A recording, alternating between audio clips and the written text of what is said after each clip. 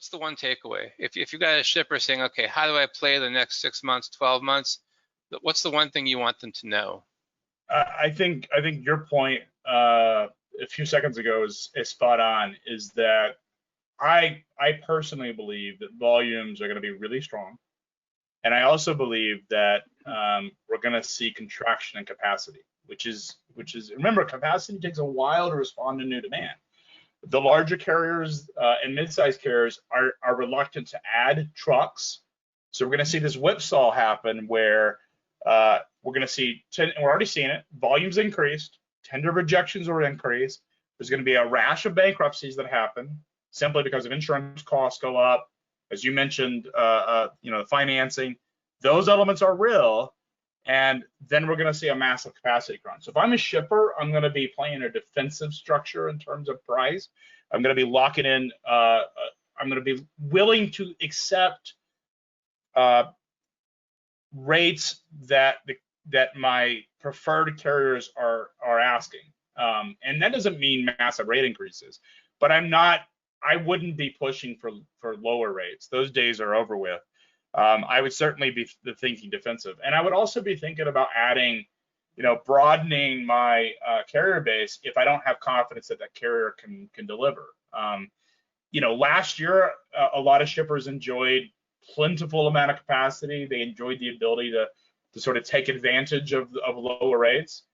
This year and the later part of this year, it's going to be the carrier's opportunity to pay back. And I certainly wouldn't want to be on the receiving end of someone that I had used and abused last year, because I think carriers are going to have pricing power this year, and I don't think we're going to see a surplus of capacity come back, because I don't think banks have the appetite to lend money on trucks. I think we're going to have a labor shortage in the trucking market, simply because the government stimulus, a lot of the food service and construction jobs are going to be there.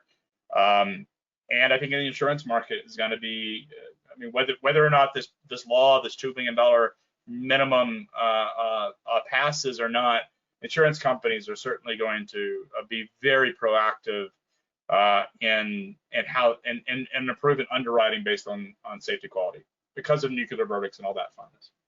Yeah, and when it comes to underwriting, we have a lot of clients who are underwriting us as their trucker. They're underwriting our culture, our safety culture, as part of their carrier vetting process. Just like insurance companies are now underwriting, it's more than just loss runs. It's safety culture, because a bad thing could happen to the best company in the world. That's a risk of being in this business.